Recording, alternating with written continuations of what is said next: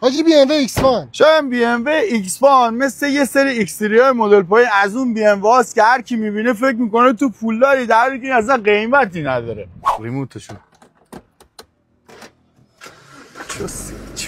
چوسی حاجی 3 میلیارد پول این بی ام مدل پایین دادی؟ عوضش خیلی چوسی داره. چوسی.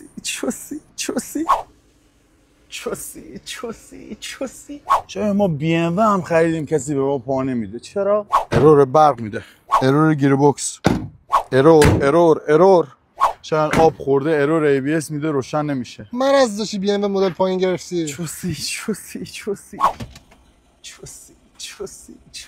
شاید بی ام و مخفف چیه؟ بایقشه متوقم واقع. یعنی چی؟ نمیدونم. خاک بر سر. چوسی.